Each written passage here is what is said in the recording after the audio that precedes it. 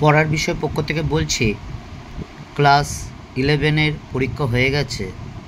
তোমাদের এখনও রেজাল্ট বেরোয়নি, আর কিছুদিনের মধ্যেই বেরোবে।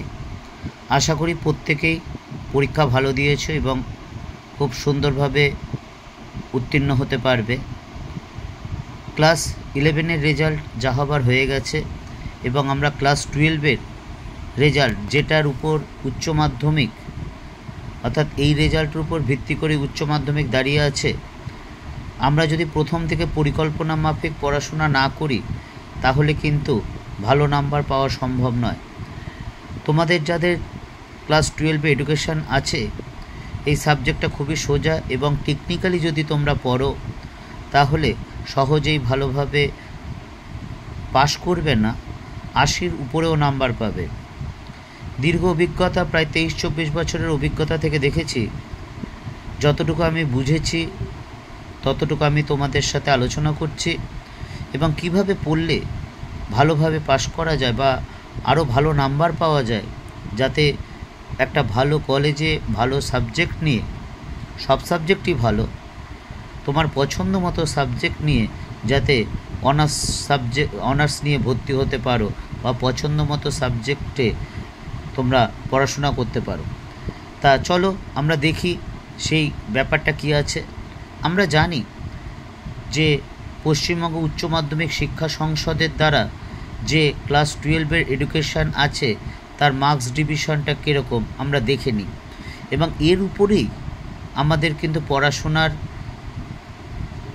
যে টেকনিক বা পদ্ধতি, কিভাবে আমরা পড়ব, কিভাবে পড়লে আমরা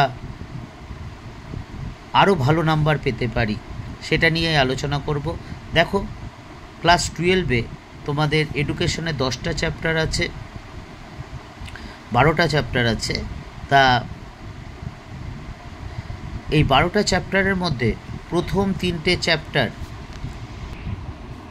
12টা চ্যাপ্টারের মধ্যে দেখো প্রথম 3টে চ্যাপ্টার, প্রথম থেকে 3য় অধ্যায় ক বিভাগ।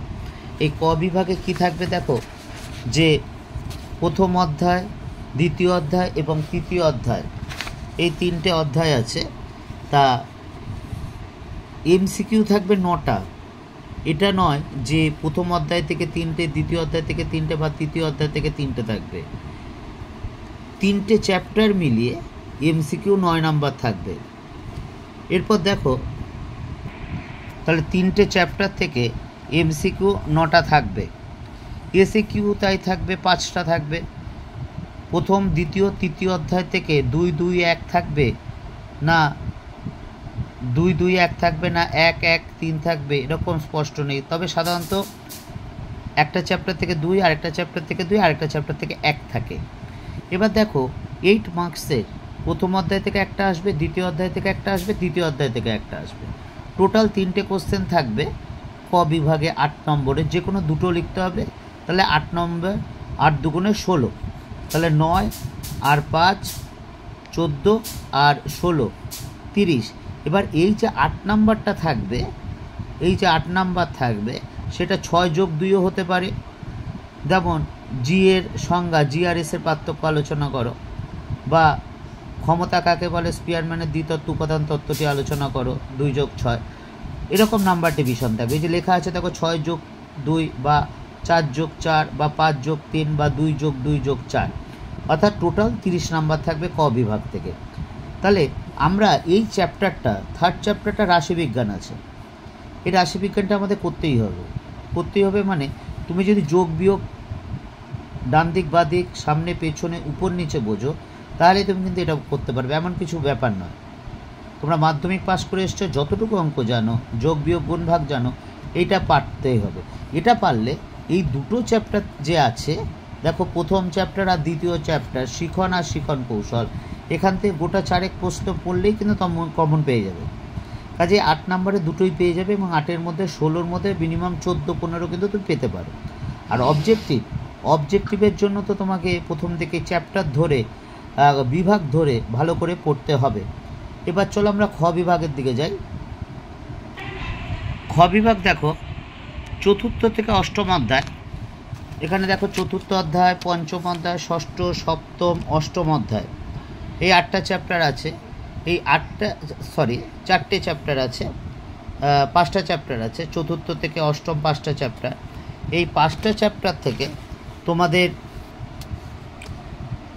তোমাদের 9 নম্বরের এমসিকিউ আসবে, 5 নম্বরের এসএকিউ আসবে, আর 8 নম্বরের 3টে থাকবে, 2টো লিখতে হবে।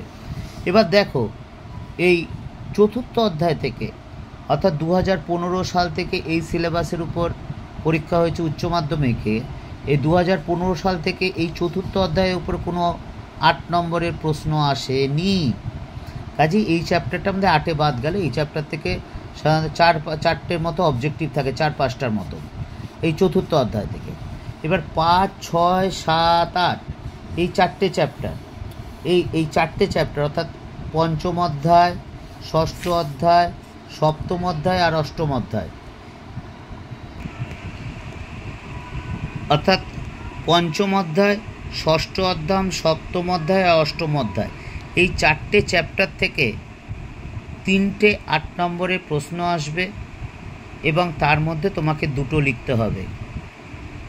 কাজেই আমাদের যে প্রশ্নগুলো এসেছে এবার, যেমন কোঠারি কমিশনটা খুব গুরুত্বপূর্ণ, বিশ্ববিদ্যালয় শিক্ষা কমিশন গুরুত্বপূর্ণ। যাই হোক, আমরা পরবর্তীকালে আলোচনা করব এই নিয়ে। তাহলে এই চ্যাপ্টার 4টে যদি 8 নম্বরের জন্য আমাদের প্রস্তুত হতে হবে। এই টোটাল 30 নাম্বার থাকবে। দেখো, 9টা এমসিকিউ, 5টা এসএকিউ আর 8 নম্বরে 3টে থাকবে, 2টো লিখতে হবে, অর্থাৎ 16, টোটাল 30।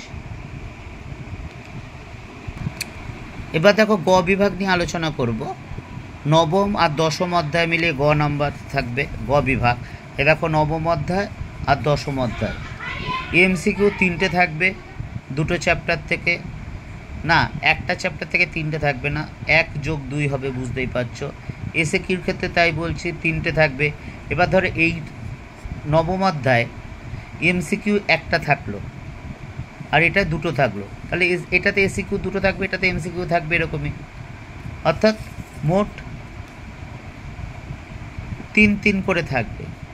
তো যাই হোক, তা এই 3টে এমসিকিউ, 3টে এসে এবং 4 নম্বরের নবম অধ্যায় থেকে একটা 4 আসবে আর দশম অধ্যায় থেকে একটা 4, অর্থাৎ 2টো আসবে। 2টোর মধ্যে যে কোনো একটা লিখতে হবে।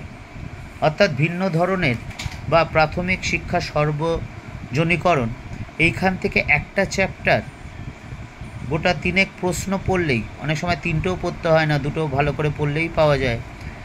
যদি পড়ো তাহলে তোমরা কিন্তু কমন পেয়ে যাবে। আর অবজেক্টিভের ক্ষেত্রে আবার একই কথা বলার দরকার নেই, যে চ্যাপ্টার ধরে, বিভাগ ধরে ভালো করে কিন্তু পড়তে হবে। এবার ঘ বিভাগ।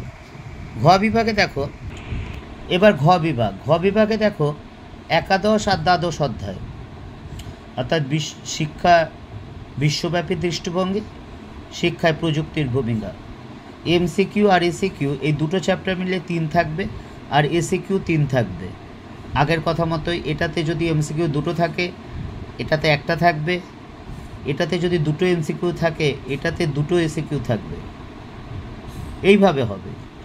আচ্ছা, তাহলে 3টে এমসিকিউ, 3টে এসে আর 4 নম্বরে একটা লিখতে হবে। অর্থাৎ একাদশ অধ্যায় থেকে একটা থাকবে, দ্বাদশ অধ্যায় থেকে একটা থাকবে, যে কোনো একটি লিখতে হবে, অর্থাৎ টোটাল 10। তাহলে আমরা দেখলাম ক বিভাগ 30, খ বিভাগ 30, 60 আর গ আর ঘ 10, 10, তাহলে 30, 30, 10, 10, অর্থাৎ এই 80 নম্বরের পরীক্ষা তোমাদের হবে। এবং এখনই যদি তোমরা পরিকল্পনা মাফিক পড়া শুরু করে দাও, নিশ্চয়ই দিয়েছো বা এর মধ্যেই দেবে, এটা যদি ভালো করে দেখো তাহলে তোমরা আশা করি অবশ্যই উপকৃত পাবে। এবং যদি উপকৃত পাও তাহলে পুরো ভিডিওটা দেখো এবং চ্যানেলটি সাবস্ক্রাইব করে এবং বেল আইকন টিপে রেখো, কারণ আমরা ভবিষ্যতে এডুকেশন সম্পর্কে বা হিস্ট্রি, পল সায়েন্স, ফিলোসফি সম্পর্কে আরও বিস্তারিত ভিডিও দেব বা নোটস দেব বা সাজেশান দেব। তা তোমরা যদি সেগুলো পেতে চাও বা তোমাদের যদি উপকৃত হও তোমরা, তাহলে আবার বলছি চ্যানেলটি অবশ্যই সাবস্ক্রাইব করো। এবং তোমাদের যে 12-এর পরীক্ষা তার অলরেডি নোটিফিকেশনে বেরিয়ে গেছে, তোমরা ডেটও জানতে পেরে গেছো, 3 মার্চ পরীক্ষা শুরু হবে। কাজেই পরীক্ষার জন্য অগ্রিম শুভেচ্ছা জানাই। এখন থেকেই ভালো করে পড়াশোনা করো। অবশ্যই পরীক্ষায় ভালো রেজাল্ট করবে, ভালো ফল পাবে। পড়ার বিষয় পক্ষ থেকে এইটুকুই।